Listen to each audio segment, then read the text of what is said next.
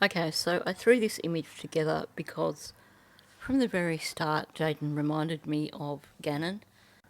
And while obviously this does need to be about Jayden, I just did want to take a moment also to remember Gannon.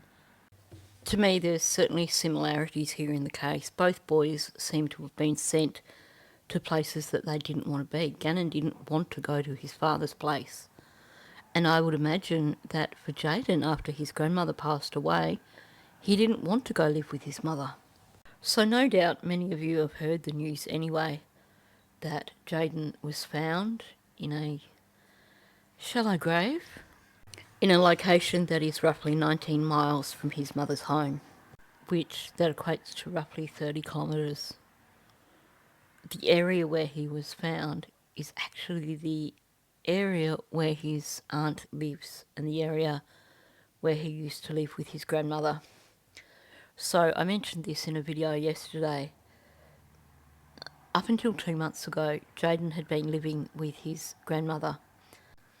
They were both living with his aunt. Now, I don't know if it was in the same house or just on the same property. However, when she passed away, because his aunt has 5 children of her own, she couldn't offer the care that Jayden needed, which meant that he automatically reverted back to being in the care of his mother. So where we're at now, Jayden's gone, and his mother is now facing 4 charges in relation to his death.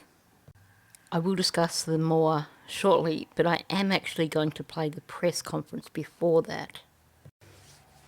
I would imagine that we can expect that her partner will also be facing charges very, very soon.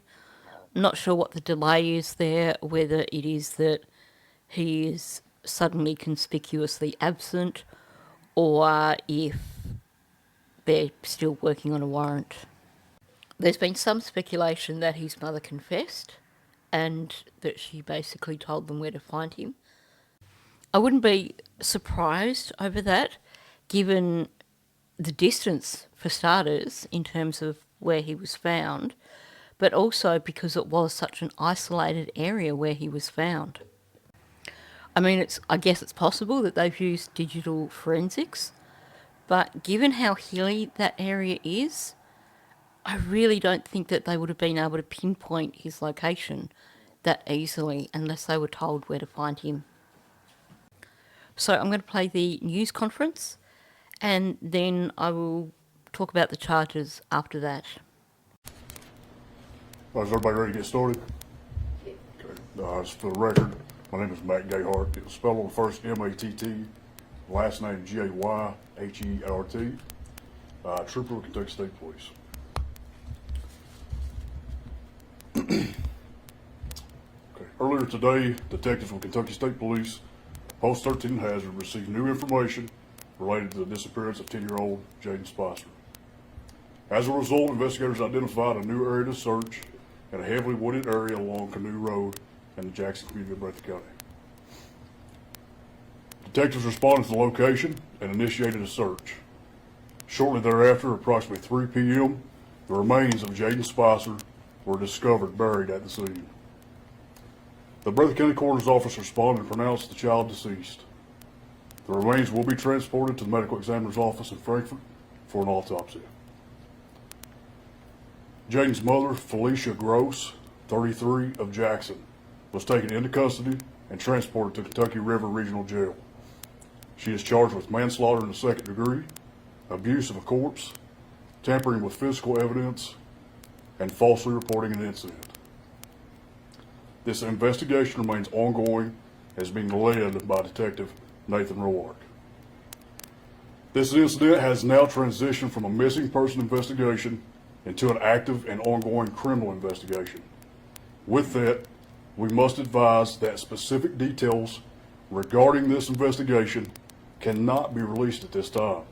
It is our top priority to protect the integrity of this investigation and seek justice for Jayden. I would like to take a moment to thank the many different organizations that assisted in the search efforts for Jayden. All the volunteers that spent numerous hours and days trying to locate him. Thank you to every person that sent tips or even shared a post on social media. Thank you to every person that prayed and those prayers that were sent to us, and we ask that you continue to pray for a community that grieves at this tragic loss. At this time, I'll invite Commonwealth Attorney Miranda King for her comments. She'll be overseeing the prosecution as it moves forward. Miranda. Thank you. Forgive me, guys, I've got notes. As Trooper Gayhart said, I am Miranda King. I'm the Commonwealth's attorney. My office prosecutes felonies in Breathitt, Wolfe, and Powell counties. I think I speak for an entire community when I say that we are devastated and collectively broken over this. I'd like to take a moment to extend my condolences to the people who loved and cared about Jayden. While this is not the outcome that we had hoped for, we certainly are grateful that we were able to bring him out of the woods today.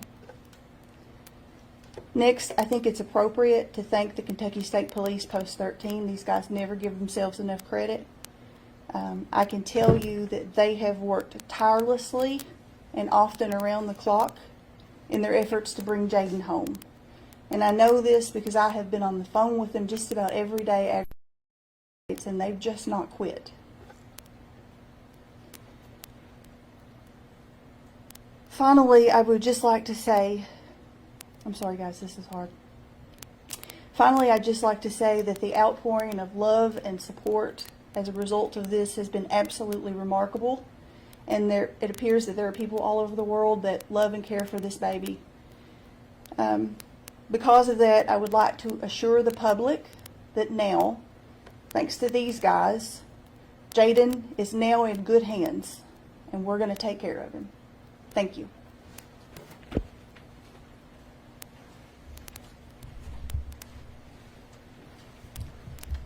Thank you, Miranda, for that. At this time, this will conclude our press briefing. Again, this investigation is in the early stages, so unfortunately at this time we won't be open for any types of questions. I appreciate you all being here. So there's a few takeaways from this. First of all, like he said that they received new information, and after that they went to a new area and they found him a short time after.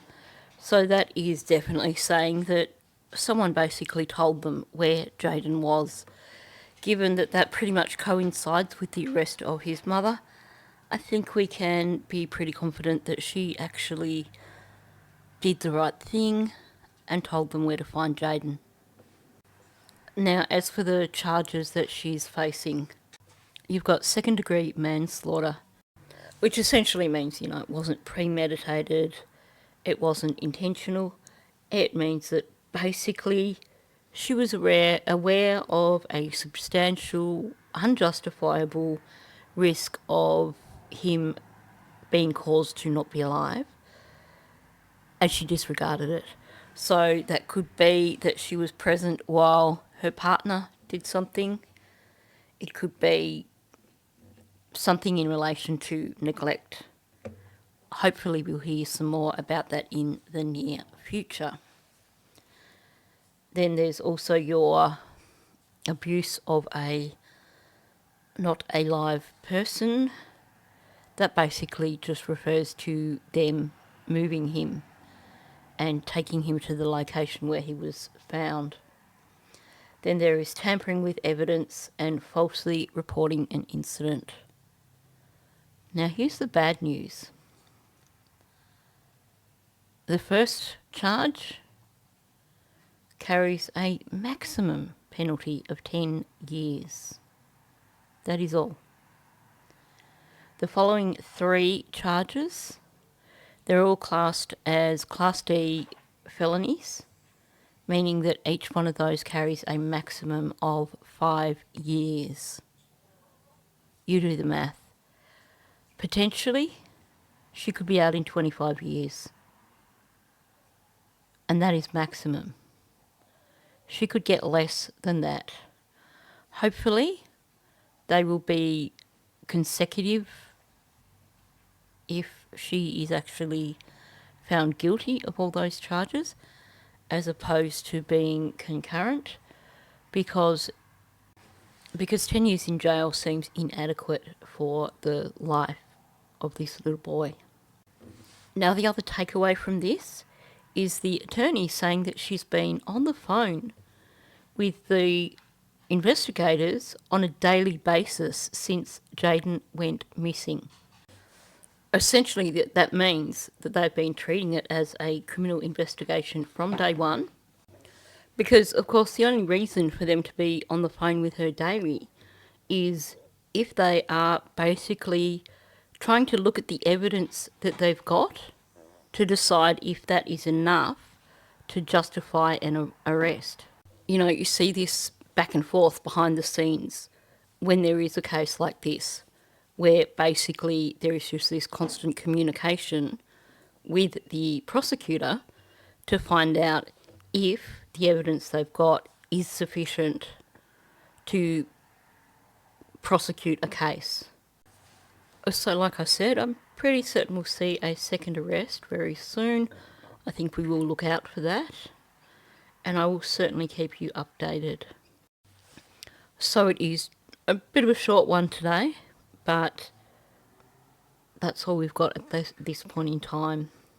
I'd imagine there will be more information coming out in the near future, and like I said, I'll keep you updated. So on that note, if you are new to my channel, please subscribe. Also, please hit the like button and please leave a comment below. Thank you, and I'll catch you in the next one.